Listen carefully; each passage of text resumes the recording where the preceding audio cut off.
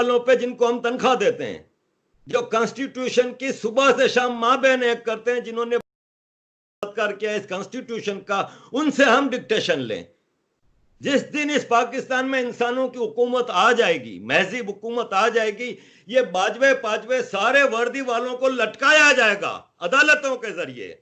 इन लोगों ने crimes against humanity किए हैं, पाकिस्तानियों को मारे हैं। मुझे बताएं दुनिया में एक हिस्ट्री में आर्मी जो अपने ही बंदों का कत्लेआम करे।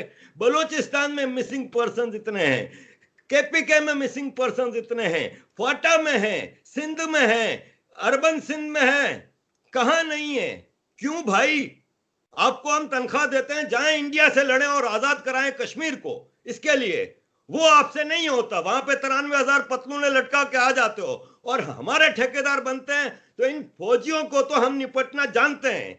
कब तक चलेगा ये मामला? नहीं चलने वाला। ज्यादा कंगले हो गए, इनके पास तनख्वाहें देने के लिए पैसे नहीं है, भीखे नहीं मिल रही। अब इनको पता चलेगा, बहुत कम अरसा रह गया इनके पास। दुनिया कब तक खामोश रहेगी, ये आप देखिएगा।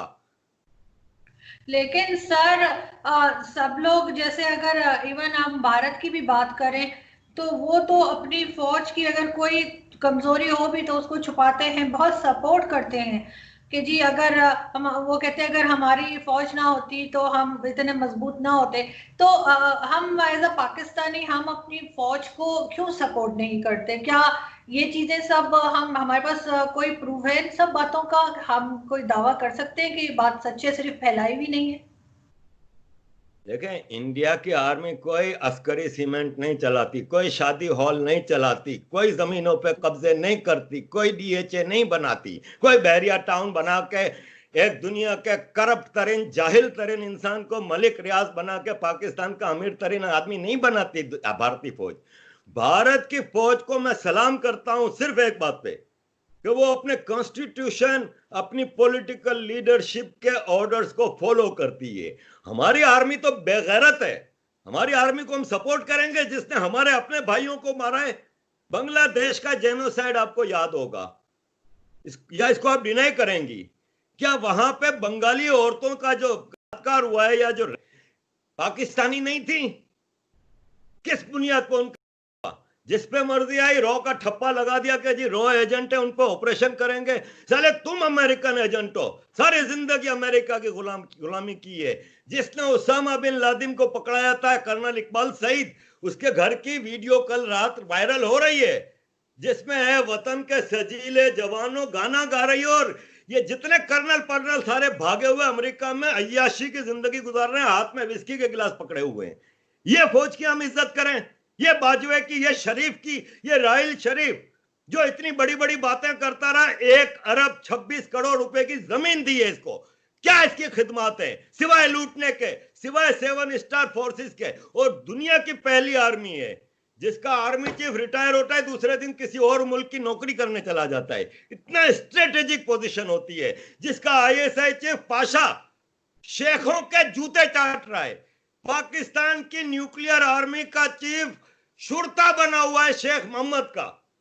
इस फौज की मैं इज्जत करूं? अरे लानत भेजता हूं मैं इस फौज पे। पाकिस्तान मेरा जिंदाबाद है, पाक फौज मेरे लिए मुर्दाबाद है। लेकिन सर अगर पाक फौज ना होती तो आपको नहीं लगता कि पाक फौज ना अफगानिस्तान होती तो पाकिस्तान एक जन्नत होता।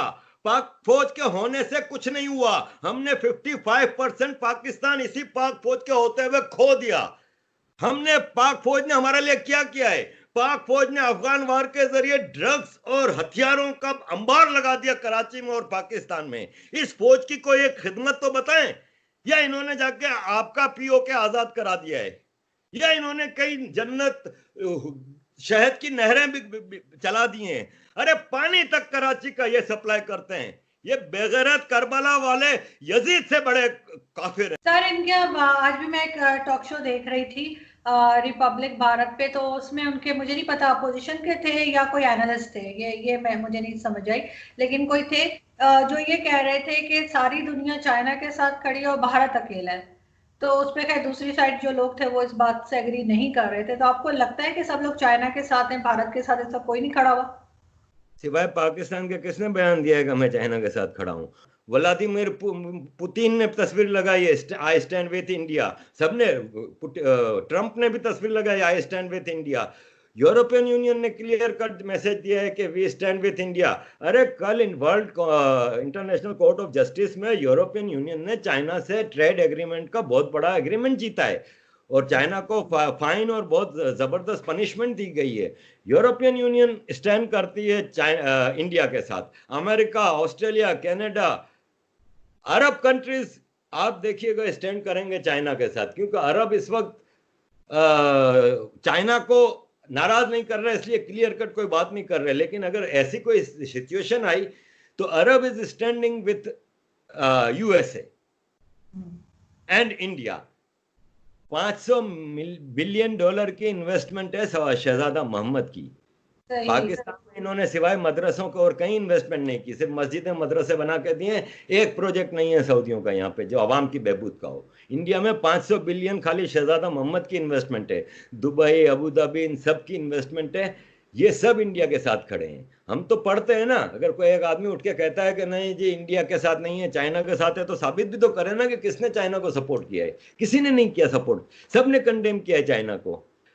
नेहरू साहब ने 2-3 बार, राहुल गांधी के परदादा ने, परनाना ने 2-3 बार कोशिश की, लेकिन चाइना ने पंगा लिया तो बुजदिली से वापस पीछे हट गए, वहां पे कुछ नहीं हो रहा था।